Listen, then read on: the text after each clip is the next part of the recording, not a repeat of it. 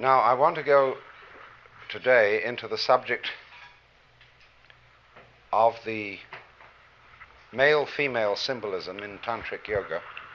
You will find that in the Tantric art forms, that every Buddha or aspect of the Buddha has a feminine counterpart. And that not only do they have feminine counterparts, but they also have various levels on which they're represented. In other words, we started out, you remember, I described in the last seminar, there were the idea of 5 so-called jnani Buddhas. And these 5, who represent, as it were, the center of a rose, one's in the middle and 4 surround. Then each one has a corresponding bodhisattva form. And then each bodhisattva has in turn a corresponding heruka form, but they're all forms of the original 5. Then whether they're in the form of a jnani Buddha, or in the form of a bodhisattva, or in the form of a heruka, which is kind of wrathful and weird, far out to kind of character, often with bull's heads. There's one here, which we can look at as a little statue that Kim has brought over. They're all reducible to the original group. And all have these female counterparts, and they are represented as in sexual intercourse, touching at all points, in a complete embrace. And the idea is that this embrace lasts forever and ever and ever and ever and never ends. Because this is a way of representing the nature of life. What is fundamentally involved in this system is self-knowledge. You see, without resonance, nothing happens. If there are no echoes, you can't hear anything. Supposing we get a room in which we blanket all the walls and blanket the floor, soundproof it in every possible direction, you can hardly hear anyone talk, because voice requires resonance. That's why people enjoy singing in the bathtub. They suddenly discover they've got a good voice, because suddenly the bath and the structure of the room, which is all non-soundproofed, resonates their voice. That's why you use a violin or a cello or a bass fiddle has a big wooden structure to make the sound resonant, to play back to itself. And that's why we are all so fascinated with recording things, taking photographs, writing them down, and above all, remembering. It's a form of resonance. Because you see, if you don't remember anything, you don't know you're there. A person who had total amnesia and lived in a split second only wouldn't know he was there. We could conceive, and perhaps there are some forms of life that don't know they're there. I don't know whether my particular cells constituting my body, I don't know whether they know they're there. Maybe they do. Maybe they have some wonderful system of resonance that I know nothing about, and they're all worried about what I'm going to do with them. And having conferences and meetings and policy decisions and so on and so forth, because this person in charge, it might well be that when I die, or when we all die, all our cells suddenly say, God is dead. And they have their big theological controversy. And say, well, we just have to fend for ourselves from now on. And that's called corruption, when they all go off on their own. So, I don't know. It may be that we've got some kind of a system like that. But certainly, to know that you're there, you need an echo. So I invented this limerick. There was a young man who said, though it seems that I know, what I would like to see is the I that knows me when I know that I know that I know. So this is the thing, you see. Not only do you remember what happened and say it made an impression on me, which means it made me remember. Like your retina remembers whatever is seen, so that it sticks there a little. In other words, that's why you get the illusion of a circle of fire when you revolve a cigarette in the dark. It makes the impression of a circle because your retina remembers and holds, as it were, the impression of the flame. And so then, beyond that, we are absolutely fascinated with the whole principle of remembering.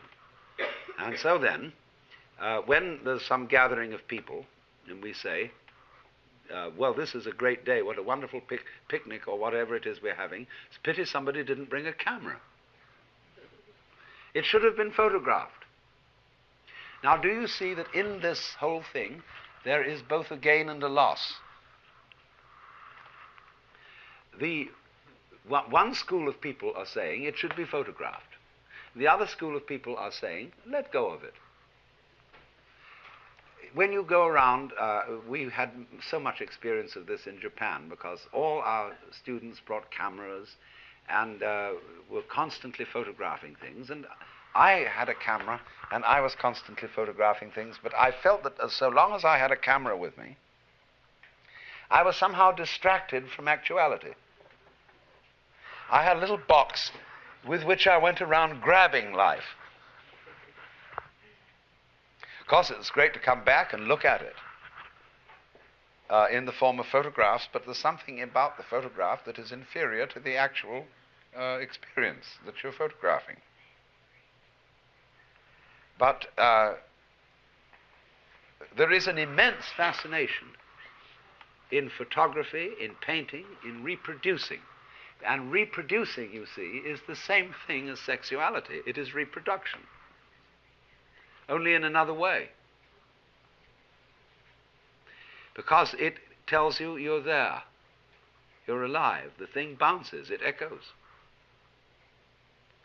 So the duplicity in all this is, you see, one school of religious people say, let it all go, don't be attached. In other words, and they also say, live in the moment. Like Krishnamurti's doctrine of stop trying to remember everything. You may need a kind of factual memory for your name and address and a telephone number and things like that. But don't linger over memories and treasure memories and say, well, I'm going to keep my girlfriend's lock of hair and I'll take it out every now and then and look at it and feel wonderful, you see. That's clinging to life because that memory has got you hooked. It holds you to the past, and it holds you to death. But then there's the other school of thought, you see, quite opposite to this, which says, remember to remember, title of one of Henry Miller's books. Hold on to it all. Get involved. Keep your girlfriend's hair. Keep all the photographs. You know how in some houses, the piano, everything is completely covered with photographs and reminiscences. I went to visit Gloria Swanson once. I've never seen such a house full of memories. Everything in all directions was Gloria Swanson. Photographed on this occasion, signed on that occasion, presentation this. I went to visit once too the wife of a former Archbishop of Canterbury. And the whole house was memorials. I mean, it was a complete clutter of tombstone furniture with little brass plates on it, presented on the occasion of this, that, and the other. Well, you say, look, that person isn't really living. And they're all in the past. But on the other hand, what is life, you see, except there is a memory, except there is an echo? So what I want to point out, you see, is the duplicity of all this. That you don't take, if you're a wise man, you don't take sides in this issue. You do both sides. And that is the meaning of the unity of samsara and nirvana.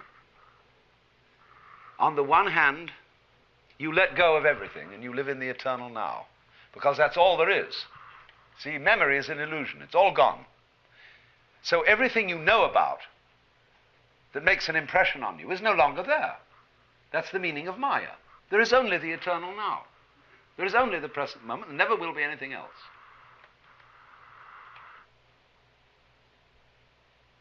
Because even what you're remembering is happening in the present. The memory is in the eternal now, isn't it? See? So it's all really absolutely here. But on the other hand, what fun to drag it out and to make it echo and to get involved and to fall in love and to become attached. Once R.H. Blythe wrote and said to me, I may have told some of you this story before, he wrote me a letter and said, "What are you doing these days? As for me, I am abandoning all kinds of satori and enlightenment, and I'm trying to become as deeply attached to as many people and as many things as possible." Because these are the two sides, see? So, the thing is this. It's just like riding a bicycle. It's a balance trick. You suddenly find yourself falling over one way, well, you balance that, you turn into that direction, and you stay up. And so in the same way, when you find yourself becoming too attached to life, you correct that with the realization that there is nothing except the eternal now. Then when you feel that's all right now, you see, you're safe again, this is only the eternal now, once more you go and get attached. Or you get involved, you get concerned about some enterprise, social, political, amorous, familial, scholarly, artistic, whatever it is, you get involved. And the two always go together. So this is the meaning of this symbolism. Because the male only knows he's there if there's a female. It's the echo. And she only knows she's there if there's a male. Nobody ever came into existence without a couple of parents, see? And there's simply no other way into this universe.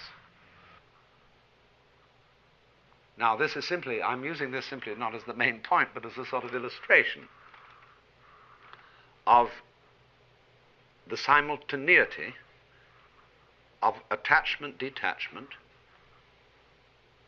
involution, and evolution. Involution is how you get involved. Evolution is how you get out. Well, now, this Tantric yoga represents all this in the most extraordinary symbolism, which is basically the human body. Again, it's not simply the sexual functioning of the human body, it's the whole nervous system.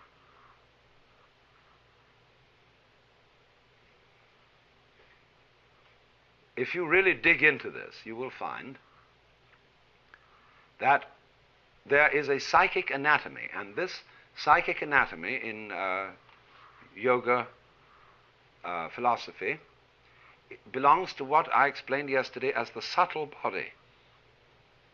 You must not expect to find this in the physical organism, nor must you expect to find that there is, in addition to the physical organism, a sort of spook that goes around with us.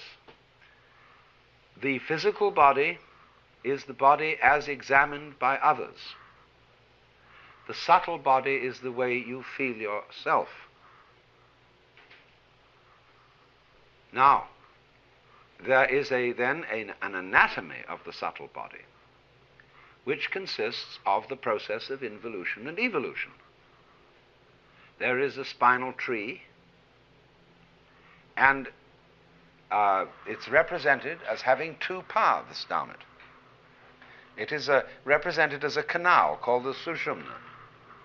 And then in this canal there are two routes. One is called the Ida, and the other is called the Pingala. Pingla and the Ida, Ida. And on one current, something is going down. And on the other, something is coming up. And you will recognize, I think, the familiar image of two serpents on a rod, the caduceus, carried by Mercury. And alchemically, you see, Mercury, the mirror substance, is the void, is the pure, clear light, the same thing as the Buddhist diamond. Now, down at the base of the spinal column, according to the chakra system, there is what's called the Kundalini, which is the serpent power. And the symbol of the serpent power is an inverted triangle with a phallus upright and erect, and a sleeping serpent coiled all the way around the phallus. That is, in other words, involution, to be absolutely involved. And the sex symbol is used again because sex stands for, symbolically, complete involvement. Now, when you've got in, the trick is to get out. See?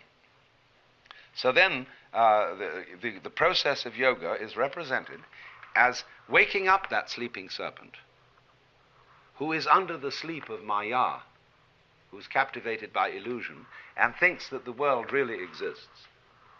In other words, the female echo of himself, or the male echo of herself, has captivated you. Memory has caught you, and you think it's all really there, and you don't realize there's only the eternal now.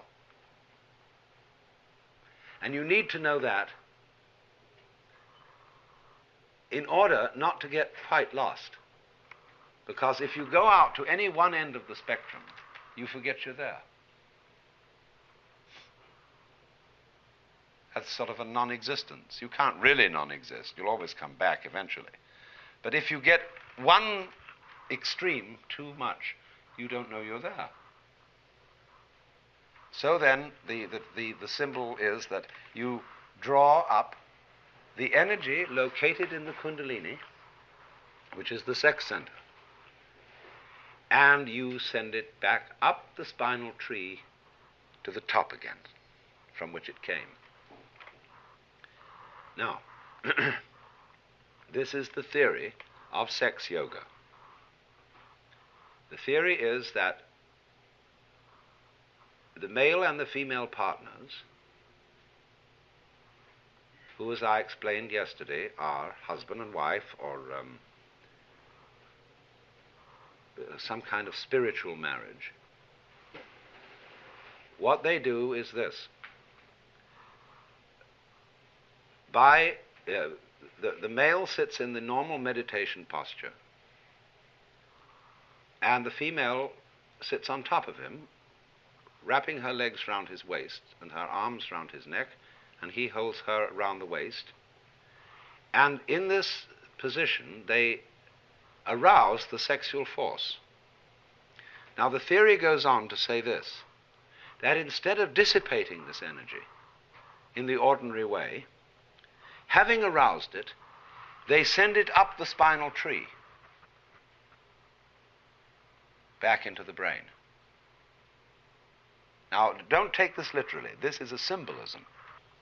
It's just the same kind of superstition as thinking that heaven is somewhere up in the sky, and that there really are streets of gold and angels wandering around in nighties with harps. All this is a way of talking about inner anatomy, psychic anatomy. The kingdom of heaven is within you. And when Jesus ascended into heaven, he went right into the middle of himself and disappeared. You know? And like the gates of heaven, they are pearls. People think the pearly gates are gates covered in pearls. There's nothing of the kind. The gates of heaven are pearls. Each one is one pearl. And you know, a pearl has a very thin hole through it for the thread to go in. And that's why a camel can't go through the eye of a needle. Because you have to become no one to get through that hole. That's why the idea of many incarnations is likened to beads strung together on a thread. And this thread is called the Sutra Atman, Sutra is a thread. Atman, the self, the threading self that hangs all the beads together. But it's so thin, you see, that it's like nobody. The real you. You have to divest yourself of all hang-ups, you see, to discover the real you. Well, we're back again to the thing of pulling the snake up the tree, the serpent power up. You have to let go of the hang-ups and realize that there are no possessions, everything's falling away, all your memories are holding on to illusions. Then when you thoroughly understand that, you can go back in. So you've got a marvelous picture of the world as a sort of systole and diastole, of attachment and detachment, attachment and detachment. And this takes us right back, you see. The bodhisattva who is liberated, who has let go and is no longer attached, given up memory, and this is the meaning of giving up woman, who is your resonator. Give that up, see, and you find you're free. There's only the eternal now. So the bodhisattva, instead of staying there, goes back in. And there are all sorts of funny symbolic stories about bodhisattvas appearing in the world as whores and all kinds, using every conceivable kind of device in order to liberate other beings. But this takes us completely back, you see, to the original Hindu image of the world as the pralaya and the manvantara. The manvantara is the period in which Brahma manifests himself as multiple beings for 4,320,000 years. And the pralaya is the period in which he withdraws and everything disappears. And then starts all over again, and this goes on forever and ever and ever, in not only our kind of time, but in many other kinds of time, and in all sorts of different kinds of spaces. But it's the same fundamental myth, recreated in another form. Now you may say this is pretty monotonous. And that is, you see, one of the basic feelings underlying Buddhism. Must we go round again? You see? So, indeed, you see, you say, oh, enough of this. Let's go to sleep. Let's stop. Time must have a stop. And so you stop. Well, when you do that, you forget that it ever happened. You see? And this is a marvelous arrangement.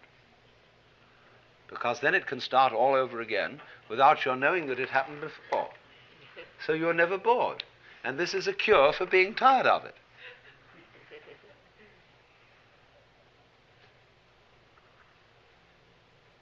Because if you didn't know, I mean, that's where the memory goes, you see.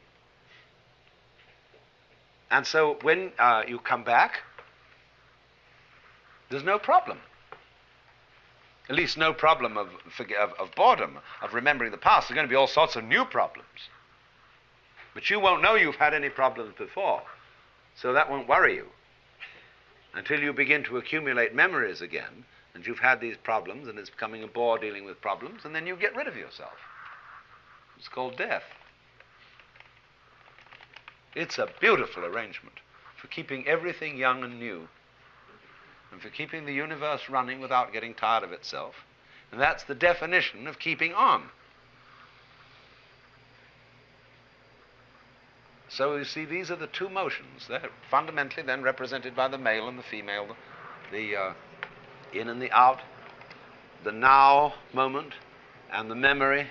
See, memory, remember, creates the future as well as the past. You wouldn't know you were going to have anything happen tomorrow unless something had happened yesterday. You figure because the sun rose yesterday and yesterday and yesterday that it will arise again tomorrow. If you didn't remember it, you wouldn't know there was going to be any tomorrow. Because there isn't. Tomorrow is an illusion. So is yesterday. Simply isn't here. Where is it? Bring me tomorrow's newspaper. Now this is perfectly marvelous arrangement, you see. So that you may feel, as you think these things over, that you are almost on the verge of going mad. I sometimes feel that when I get involved in the sort of contemplative state.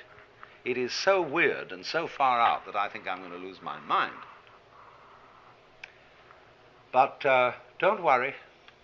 You see, just like being dead. Just like just let go and swing with it, because it'll always bounce. And what gives you the sense of going mad is that you think you're not in control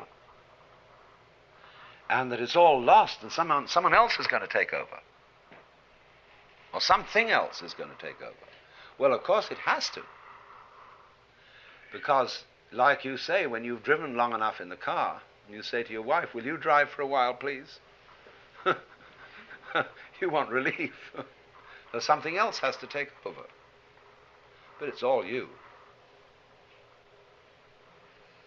So do you see that how the nature of being is constructed in this extraordinarily fascinating way?